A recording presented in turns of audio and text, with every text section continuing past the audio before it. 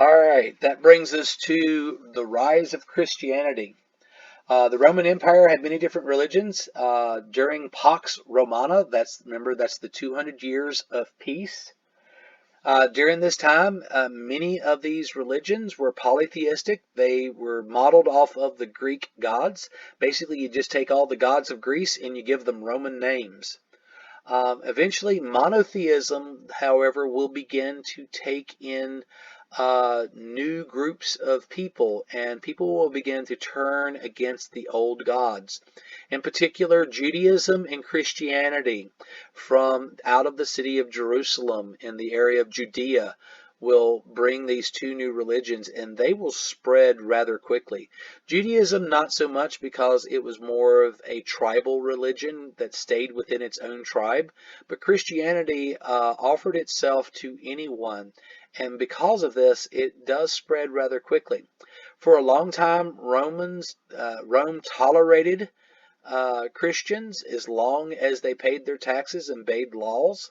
However, as you remember earlier when we talked about Caligula and Nero, they persecuted Christians.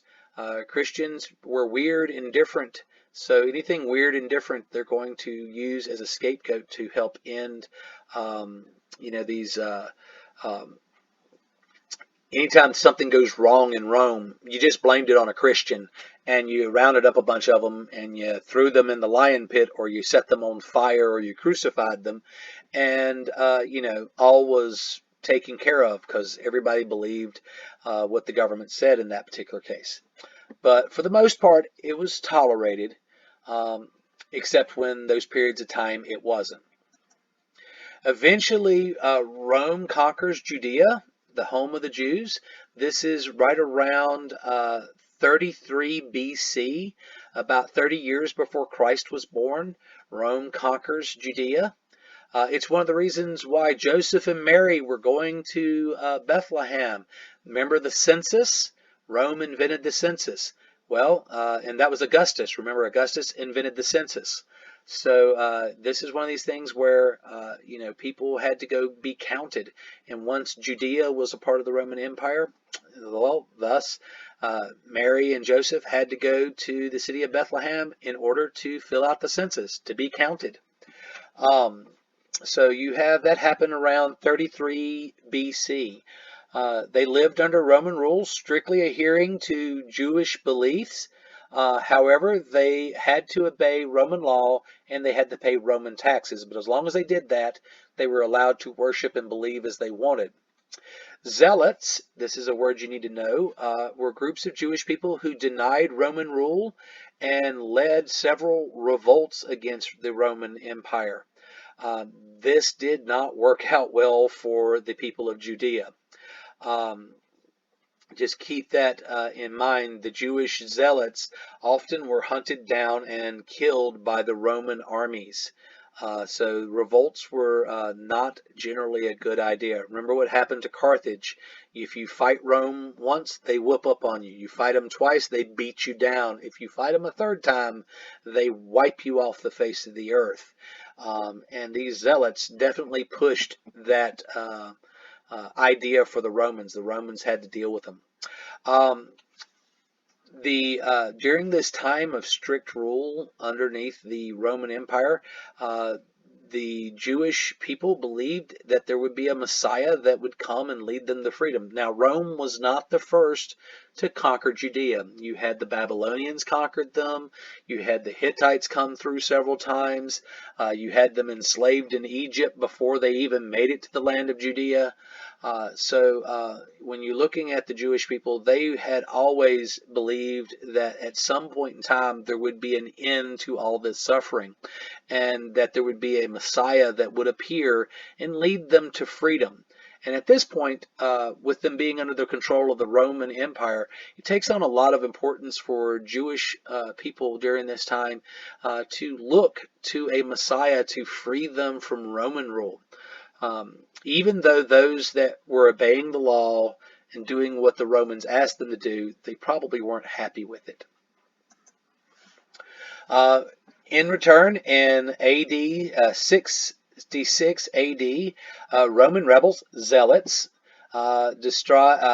try to defeat Rome again. The Romans not only whoop up on them, but they destroy their temple. And later, thousands were killed or enslaved, and many Jews had to leave Judea. Rabbis preserved the Jewish law, and Judaism itself survived. However, they get kicked out of Rome.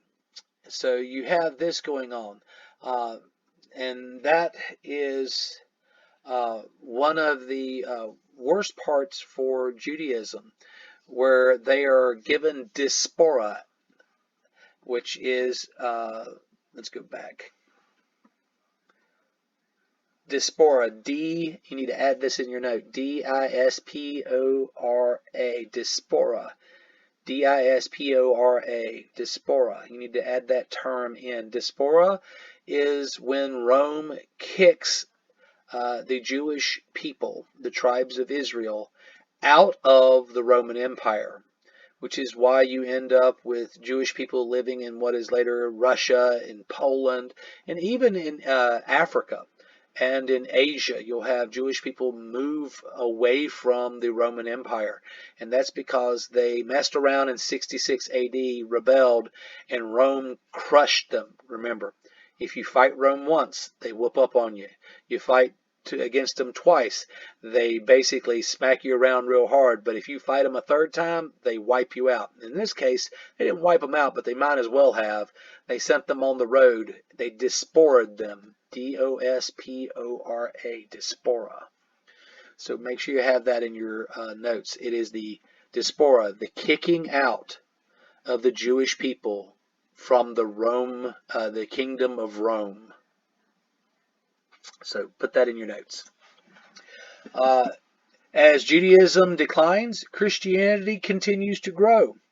In 30 AD, many Jews believed a Messiah came along. His name was Jesus. The proper pronunciation of his name was Yeshua. Yeshua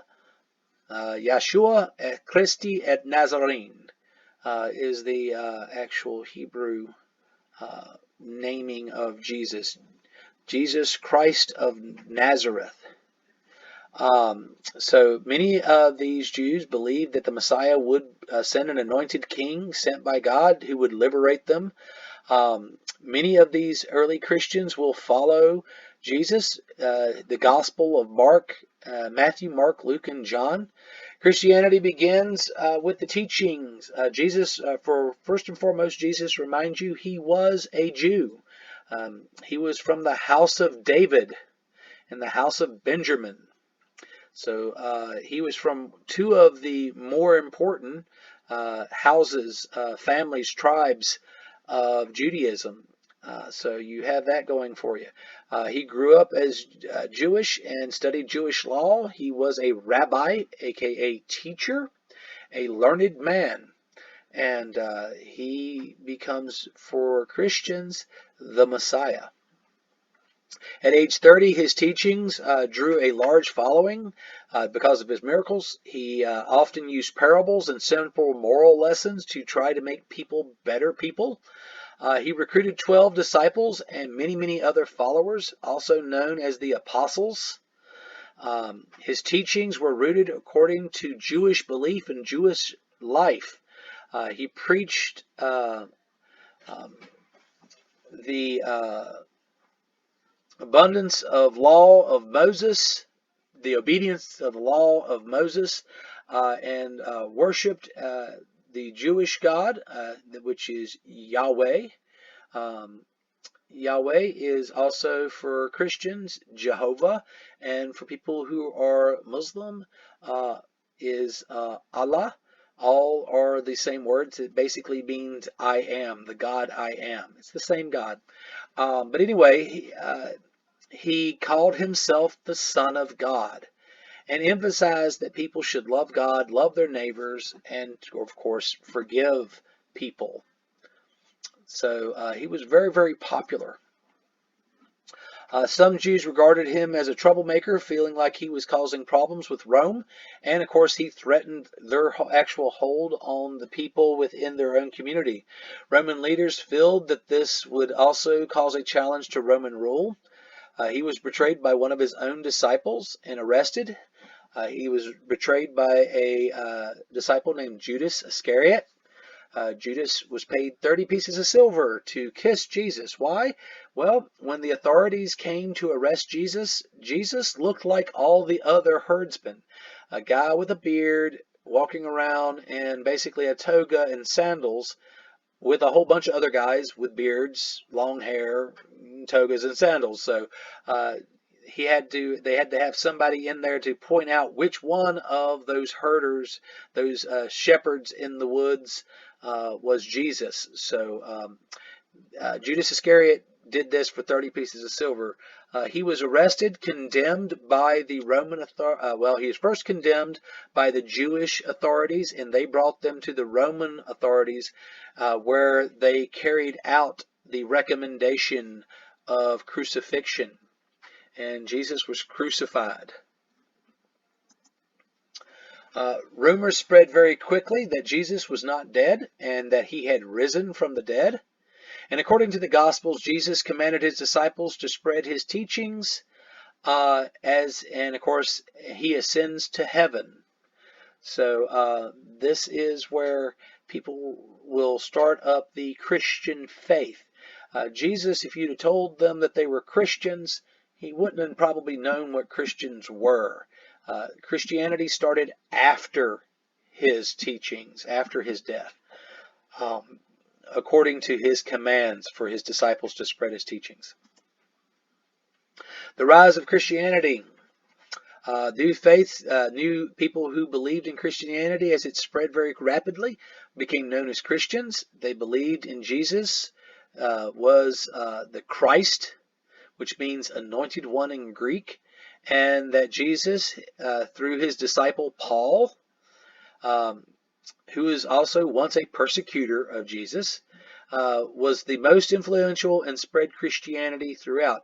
For those of you who take the class in religions, Paul is responsible for many of the New Testament books, in particular Romans and Acts and 1st and 2nd Corinthians. Thessalonians, there's a whole list of them. But Paul wrote these letters to all these different churches throughout the area as he tried to start new churches and taught Christianity and Christian life. Basically, through Christ's teachings, by accepting Christ, they would receive eternal life. Spreading Christianity to not only Gentiles, which means non-Jewish people, basically everybody else, either you're a Jew or you're a Gentile. There is no other group. And to help make it a world religion for everybody, which is one of the reasons why it was very, very popular. In early stages, as I said, in Rome, it was not tolerated. Officials thought the religion caused disloyalty and refused to honor the emperor with sacrifices. Christians were often persecuted and killed for their beliefs. These people became known as martyrs, people who died for their beliefs. Rather than pray to the king or the emperor of Rome, they choose to die than betray Christ's teaching by not praying to anyone else but God. So a lot of these guys became known as martyrs. Eventually, it appealed to educated Romans as it was it incorporated a lot of the disciplines and, of course, Greek philosophy. The idea of a lot of Jesus's parables, a lot of Romans, especially educated Romans, found this to be comforting. Also, the poor and lonely and lowly found comfort in Jesus's messages, that this wasn't just a religion for rich people or powerful people, but it was a religion for everybody. And Jesus spent a lot of his time in his messages preaching about taking care of the poor and those who were marginalized, the people who lived on the outside edges of society. So, this was also comforting to both ends of the spectrum. You had educated Romans who found this very interesting, and you also had poor people from all walks of life who found Christianity very, very interesting. So Christianity spreads quickly. What really makes a huge difference is in 313, the persecution of Christianity officially comes to an end. The Emperor Constantine issues the Edict of Milan.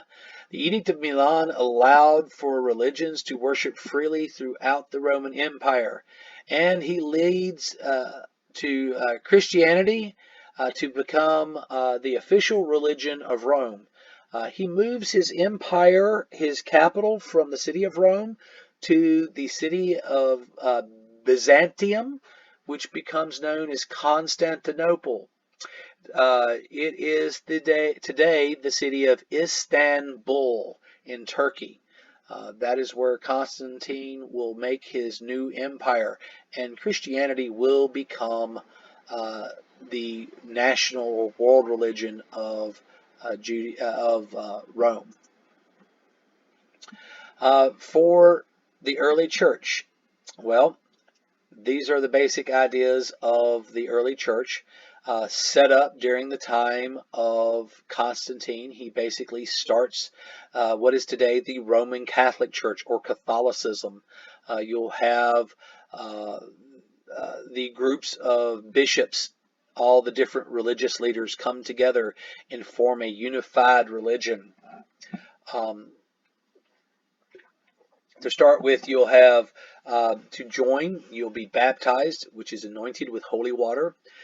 For most people, especially people who are Protestant, Baptist, Catholic, Presbyterian, Methodist, so forth and so on, you probably have seen people dunked in the river. This is a baptism, anointing of holy water. It signifies as a change of the heart. And a moving forward into this new life, a rebirth into a new start of life with Christ in your heart.